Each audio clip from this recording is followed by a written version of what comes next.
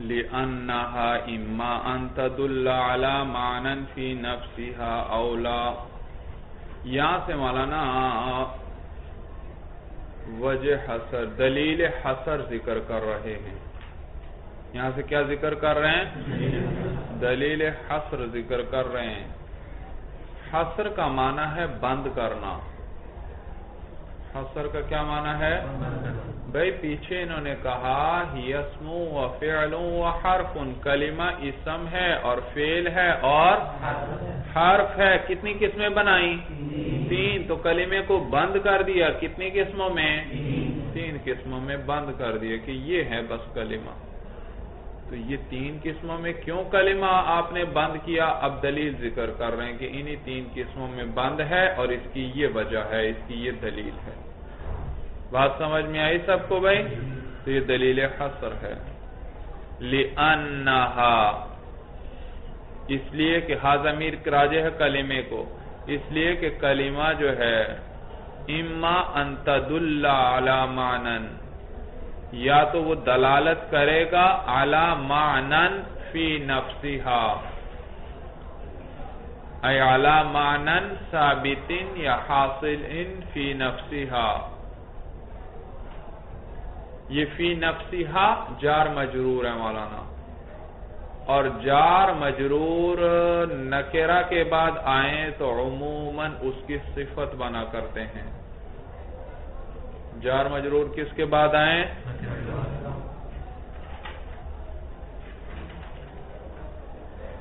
تو عموماً اس کی صفت بنا کرتے ہیں. تو یہاں بھی معنن کیا ہے؟ معرفہ ہے نکرہ ہے؟ یہ نکرہ ہے بھئی. وہ 6-7 قسمیں جو ہیں معرفہ کی ان میں سے نہیں. اور اس کے بعد آ رہا ہے جار مجرور، تو یہ اس کے لیے کیا بنے گا؟ صفت بنے گا. اب کیا کریں مولانا؟ آپ کو ترکیب کروائیں یا کافیہ پڑھائیں بھئی؟ اور موصوف کا ترجمہ موصوف صفت کا ترجمہ کرتے ہوئے موصوف سے پہلے لفظ ایسا یا ایسی لے آتے ہیں. موصوف سے پہلے کیا لے آتے ہیں؟ ایسا یا ایسی کا لفظ لے آتے ہیں. تو دیکھو، اس لیے کہ کلمہ یا تو وہ دلالت کرے گا علی معنن فی نفسہا، ایسے معنی پر جو اس کی ذات میں ہے. ہاں ضمیر کس کو راجع مولانا؟ کلمے کو. ایسے معنی پر جو اس کلمے کی ذات میں ہے. اولا یا دلالت اولا تدل، یا دلالت نہیں کرے گا. بھئی دیکھو، کلمہ اپنے معنی پر دلالت کرے گا کبھی، اور کبھی دلالت نہیں کرے گا. یعنی اس کی ذات میں معنی ہوگا، اس پر دلالت کرے گا، یا دلالت نہیں کرے گا ایسے معنی پر. مثلا اسم ہے.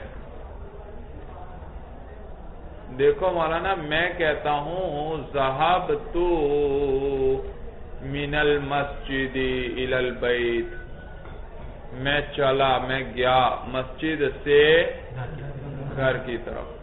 میرے جانے کی ابتدا کہاں سے ہو رہی ہے؟ اور اختتام کہاں ہو رہا ہے؟ گھر. تو ابتدا میرے جانے کی ہو رہی ہے مسجد سے، اور اس کا پتہ کس نے بتایا بھائی؟ کس چیز نے آپ کو بتایا؟ من نے. کس نے بتایا؟ کہ چلا میں کہاں سے ہوں، یہ کس نے بتایا؟ تو من یہاں ابتدا کا معنی ادا کر رہا ہے. کس کا معنی ادا کر رہا ہے؟ ابتدا کا.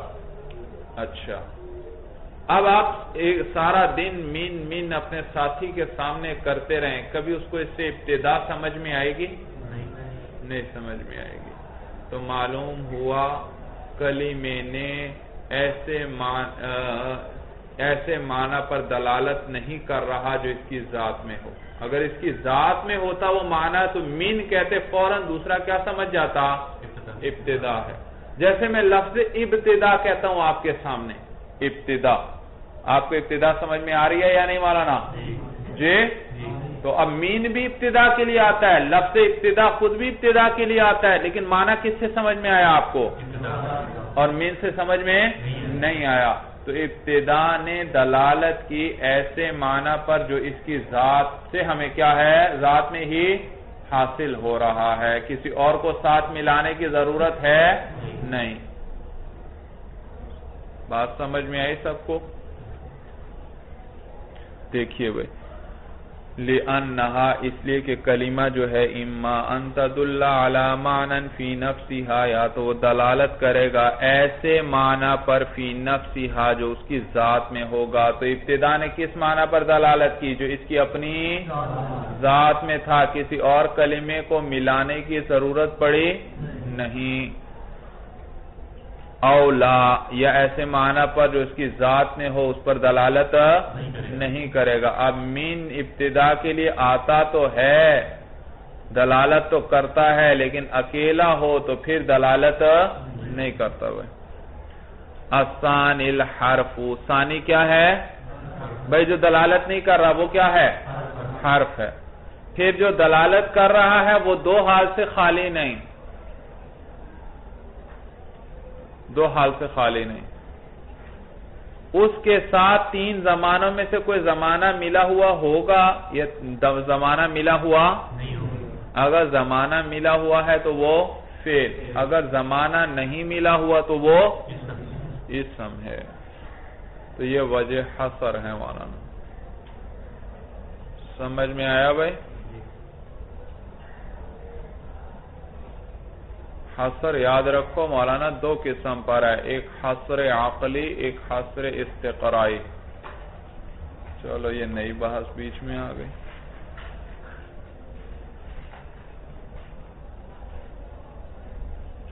ایک حصر عقلی ہے، ایک حصر استقرائی ہے۔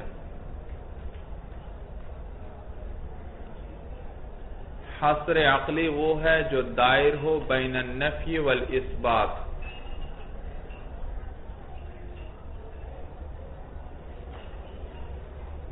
جو دائر ہو بین النفی والاثبات۔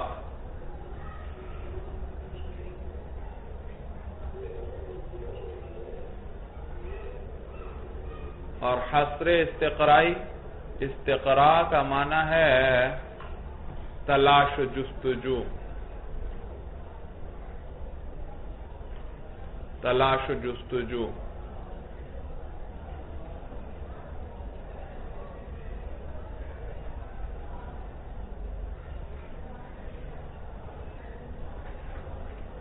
تو حصر استقرائی یہ ہے کہ ایک چیز کو چند انواع میں آپ بند کر دیں،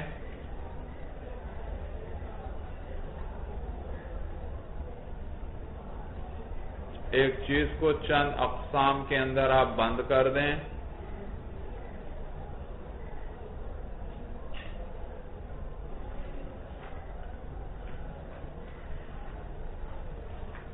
اس لیے کہ آپ نے اور قسمیں تلاش کی تو آپ کو ملی ہی نہیں، کیونکہ تلاش کے بعد آپ کو صرف یہی قسمیں ملیں، کیونکہ تلاش کے بعد آپ کو صرف یہی قسمیں ملیں۔ سمجھ میں آیا بھائی؟ تو حصر، اگر یہ مولانا حصر استقرائی ہو، انہوں نے بند کیا کلمے کو کتنی قسموں میں؟ تین قسموں میں۔ کیا کہا؟ اسم ہوگا یا فعل ہوگا یا، اگر یہ حصر استقرائی ہے تو کیا مانا؟ ہمیں اور ہم نے پوری عربی چھان ماری، ہمیں اور کوئی قسم ملی ہی تو پھر یہ کیا بن جائے گا؟ حصر۔ آپ کو اگر کوئی مل جائے تو اضافہ کر سکتے ہو، ہم نے تو چھان ماری، ہمیں اور کوئی قسم ملی نہیں۔ اور اگر حصر عقلی ہو تو معلوم ہوا اور کوئی صورت ممکن ہی، حصر عقلی میں نفی یا اثبات ہوتا ہے، ایسا ہے یا ایسا نہیں۔ اور یہاں انہوں نے حصر عقلی بیان کیا، کیسے؟ کہ کلمہ ایسے معنی پر دلالت کرے گا جو اس کی ذات میں ہو یا دلالت نہیں کرے گا، تو یہ نفی اور اثبات آیا، یا کرے گا یا نہیں کرے گا، یہ کیا ہے؟ حصر عقلی۔ تو کلمہ ایسے معنی پر جو اس کی ذات میں اس پر دلالت کرے گا یا دلالت نہیں، اگر نہ کرے وہ کیا ہے؟ حرف اگر کرے گا پھر وہ دو حال سے خالی نہیں مولانا، یا اس کے ساتھ تین زمانوں میں سے کوئی ایک زمانہ ملا ہوا ہوگا یا ملا ہوا نہیں ہوگا۔ اگر ملا ہوا ہے تو وہ کیا ہے؟ فعل، اگر ملا ہوا نہیں تو وہ اسم ہے۔ دیکھو ضربا یا مولانا زید، زید اپنے معنی یا اپنے مسمى پر کیا کر رہا ہے؟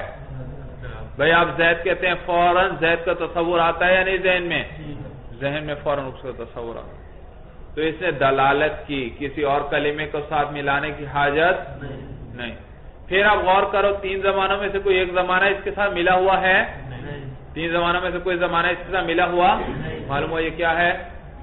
اسم ہے۔ اور فعل میں اب ضربا غور کرو بھائی، ضربا کا ضرب سے بنا ہے، اس کا کیا معنی ہے؟ پٹائی کرنا، پٹائی کرنا، تو ضربا کا معنی ہے پٹائی کرنا، لیکن صرف پٹائی کرنا یا اس کے ساتھ کوئی زمانے کا بھی ذکر ہے؟ یہ پٹائی کرنا کب پایا گیا؟ ماضی میں، یعنی پٹائی کی، تو معنی الگ ہوگا، جو فعل ہے اس کا معنی کیا ہوگا؟ الگ ہوگا، اس معنی کے ساتھ زمانہ ملا ہوا ہوگا مولانا، کیا ہوگا؟ معلوم ماضی خارج ہوا، لفظ ماضی خارج ہوا، مستقبل بھی خارج ہوا، کیونکہ ماضی تو خود عین زمانے کا نام ہے۔ کس کا نام ہے؟ اور ہم نے کہا تھا فعل کا معنی ماضی نہیں، فعل کا معنی تین زمانوں میں سے ایک نہیں ہوگا، اس کا معنی اپنا ہوگا، ہاں اس معنی کے ساتھ کیا ملا ہوگا؟ اب ضربا کا کیا معنی ہے؟ پٹائی کرنا، لیکن زمانہ کون سا مل گیا ساتھ؟ یضربو کا معنی بھی پٹائی کرنا، لیکن اب کون سا زمانہ مل گیا؟ حال یا مستقبل کا ساتھ، تو پٹائی کرتا ہے یا پٹائی؟ سمجھ میں آ رہی ہے بات سب کو؟ تو معنی اور ہوگا، ہاں اس معنی کے ساتھ زمانہ ملے گا جس پہ دلالت صیغہ کرے گا بھائی۔ ضربا یہ صیغہ ہوگا تو معلوم ہو گزشتہ ہے، یضربو یہ صیغہ ہے تو معلوم ہو حال بھی ہے، اور حال بھی ہو سکتا ہے اور مستقبل بھی ہو سکتا ہے، اور اضرب ہو تو پھر معلوم ہوا صرف کیا ہے؟ مستقبل ہی ہے۔ سمجھ میں آئی بات بھائی؟ جی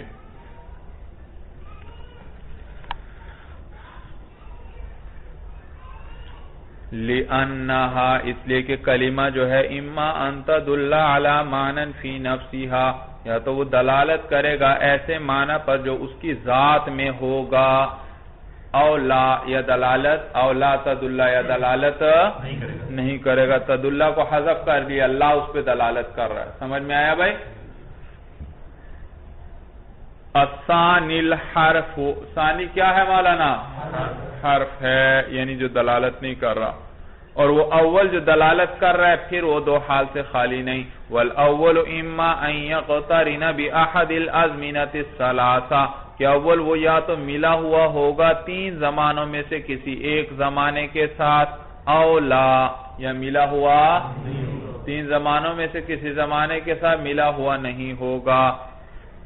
الثانی الاسم، الثانی الاسم، مولانا یاد رکھو یہ الثانی، اس کو پڑھتے ہیں الثانی الثانی، کس طرح پڑھیں گے بھائی روانگی سے؟ الاسم پڑھتے ہیں عموماً اس کو، الاسم پڑھنا درست نہیں مولانا اس کو، کیوں؟ کیونکہ اسم کا حمزہ کیا ہے؟ وصلی، اور الاسلام کا حمزہ بھی کیا ہے؟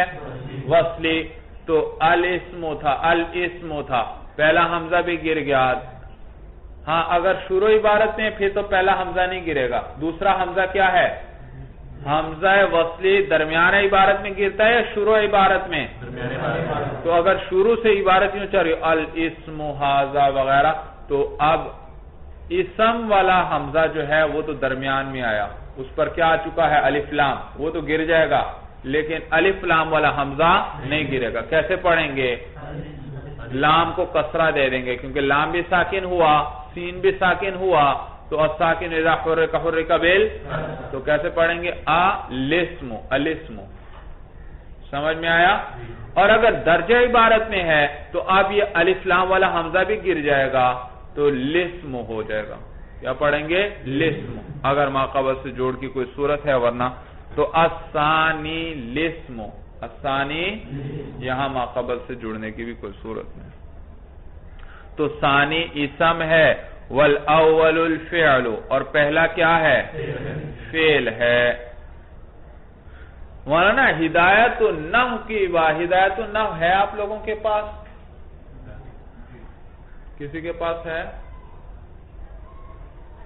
بھئی ہدایت النحو آپ کے پاس ہونی چاہیے. سمجھ میں آیا بھائی؟ ساتھ رکھو بھائی، کسی دن اچانک اس میں سے بھی پڑھیں گے، پھر اس میں دیکھیں گے.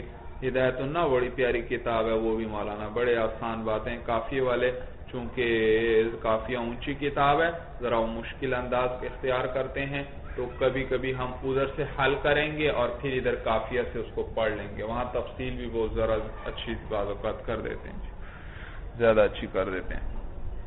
اچھا جی، تو الثانی لسم، ثانی اسم ہے، والاول الفعل، اور پہلا کیا ہے؟ فعل ہے. وقد علم بذالک، اور تحقیق جان لیا گیا اس کے سبب سے. کس کے سبب سے مولانا؟ یہ جو دلیل حصر ذکر ہوئی، ذالکہ کے ذریعے اشارہ ہے کس کی طرف؟ دلیل. اور تحقیق جان لیا گیا اس دلیل حصر کے سبب سے حد کل واحد منہا، ان میں سے ہر ایک کی تعریف. حد کا کیا معنی؟ تعریف. جامع معنی تعریف کیا کہلاتی ہے؟ حد کہلاتی ہے. بیت اسم فعل حرف تینوں کی تعریف کو جان لیا گیا اس دلیل حصر سے. پتہ چل رہا ہے یا نہیں؟ دلیل حصر سے پتہ چل گیا حرف جو ہوگا وہ ایسے معنی پر دلالت نہیں کرے گا جو اس کی ذات سے حاصل ہو رہا ہو. دلالت، اور اسم اور فعل وہ دلالت کریں گے. پھر اسم کیا ہوگا مولانا؟ اس کے ساتھ تین زمانوں میں سے ایک زمانہ ملا ہوا نہیں، اور فعل میں تین زمانوں میں سے ایک زمانہ ساتھ. یہ آپ کو پتہ چلا یا نہیں اوپر والی دلیل حصر سے؟ یہ بھی پتہ چل گیا. یہی بات کر رہے ہیں. اور تحقیق جان لیا گیا اس کے ذریعے ہر ان تینوں میں سے ہر ایک کی تعریف کو. تعریف کا جامع معنی ہونا ضروری ہے مولانا. جامع معنی جانتے ہو بھائی کسے کہتے ہیں؟ جی، جامع جمع کرنے والی، مانع منع کرنے والی. یعنی ایسی تعریف ہو تو سارے افراد کو جمع کر دے بھائی، کوئی بھی فرد خارج نہ ہو.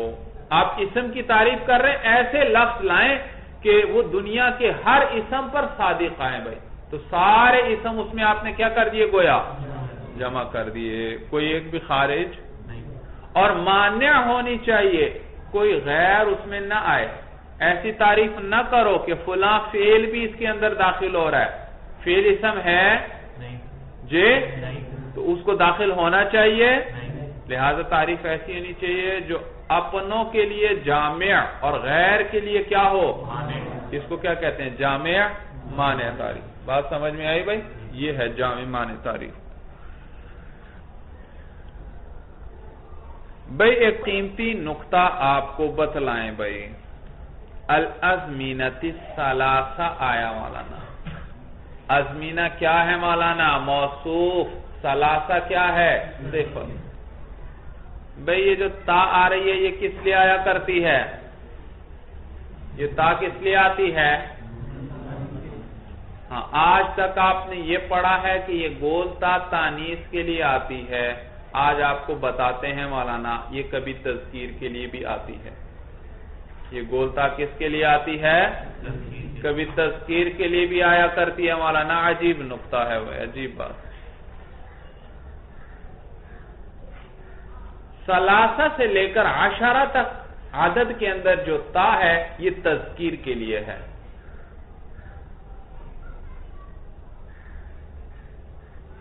ثلاثہ سے لے کر عشرہ تک عدد میں جو تا ہے وہ کس لیے ہے مولانا؟ تذکیر کے لیے ہے.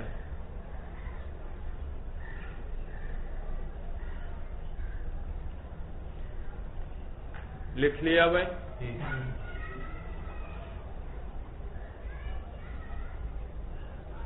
عشرہ تک یہ تا کس لیے ہے بھائی؟ تذکیر کے لیے ہے مولانا. بھائی آپ دیکھتے نہیں ثلاثہ سے لے کر عشرہ تک کی تمیز آپ نے پڑھا ہوگا. مذکر کے لیے بتا، اور یہ جو عدد آئے گا مذکر کے لیے تا کے ساتھ آئے گا، اور مؤنث کے لیے بغیر تا کے. آپ کیا کہتے ہیں؟ 3 آدمی، یوں کہیں گے ثلاثۃ رجال. اور آپ کہنا چاہتے ہیں 3 عورتیں، تو کیا کہیں گے؟ ثلاث نسوۃ، بغیر تا کے. آپ کہنا چاہتے ہیں 5 کتابیں، کتاب مذکر ہے مؤنث؟ جی مذکر ہے بھائی، کس سوچ میں ڈوب گئے. کتاب کیا ہے؟ مذکر. آپ بتانا چاہتے ہیں 5 کتابیں، کیا کہیں گے آپ؟ خمسۃ کتب. کیا لے کر آئیں گے؟ تا، کیونکہ یہ کس چیز کی ہے؟ تذکیر کی ہے. تو کتاب مذکر ہے تو اس کے لیے عدد بھی کیسا لائیں گے؟ بتا لائیں گے، مذکر لائیں گے. اور آپ کہنا چاہتے ہیں 3 کاپیاں، اور کراسہ کہتے ہیں کاپی کو، اور کراسہ کیا ہے؟ مؤنث ہے. تو آپ کیا کہیں گے؟ ثلاث کراسات. کیا کہیں گے؟ تو مؤنث کے لیے بغیر تا کے اور مذکر کے لیے معلوم ہوا یہ ثلاثہ سے لے کر عشرہ تک یہ جو تا ہے یہ تذکیر کے لیے یا تانیث کے لیے؟ تذکیر کے لیے ہے. یہ بات سمجھ میں آ گئی سب کو؟ یہ صرف یہ تا ہے جو تذکیر کی ہے مولانا. سمجھ میں آئی سب کو بات؟ اب دیکھیے مولانا کتاب کی عبارت. الازمینہ کیا بن رہا ہے؟ موصوف. اور الثلاثہ کیا ہے؟ صفت. اور الازمینہ کے آخر میں بھی کیا آ رہی ہے؟ اور یہ تا کس چیز کی علامت؟ یہ تا یہ تانیث کی علامت. اور الثلاثہ کے اندر بھی تا آ رہی ہے، یہ کس چیز کی علامت؟ تذکیر کی. تو معلوم الازمینہ ہے موصوف، الثلاثہ ہے صفت. تو یہ موصوف صفت میں مطابقت نہ رہی. موصوف آیا مؤنث اور صفت کیا آئی؟ مذکر. اعتراض سمجھ میں آیا سب کو بھائی؟ جواب یہ مولانا کہ یاد رکھو جب عدد یہ صفت بن کر آتا ہے تو موصوف کے مفرد کے تابع ہوا کرتا ہے. جب عدد کیا ہو؟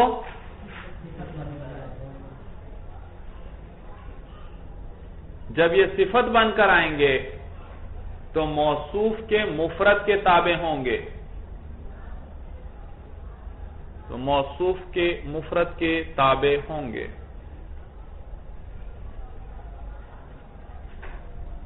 سمجھ میں آیا بھائی؟ اچھا بھائی، موصوف کون ہے بھائی اس عبارت کے اندر؟ ازمینہ. اور ازمینہ کا مفرد کیا ہے؟ زمان. کیا ہے؟ زمان. اور زمان مذکر ہے مؤنث ہے بھائی؟ مذکر ہے. تو لہذا الثلاثہ بھی کیا لے کر آئے؟ مذکر لے کر آئے.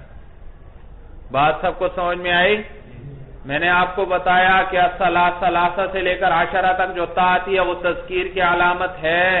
اور جب یہ صفت بن کر آئے تو موصوف کے مفرد کے تابع ہوگا. اور یہاں آ رہا ہے الازمینۃ الثلاثہ. ازمینہ تو جمع ہے، اس کا مفرد نکالو، کیا بن جائے گا؟ زمان. تو وہ مذکر تھا تو اس لیے ہم الثلاثہ بھی کیا لے کر آئے؟ مذکر لے کر آئے. سمجھ میں آیا؟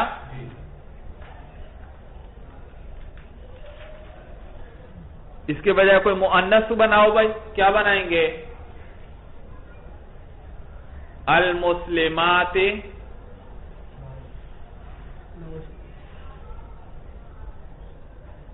المسلمات الثلاث. کیا کہیں گے؟ تو المسلمات الثلاث کہیں گے بھائی. کیا کہیں گے؟ اس پہ اشکال ہوگا. ہاں اس میں معدود کا مفرد نکالو بھائی، وہ کیا ہے؟ مسلمتن.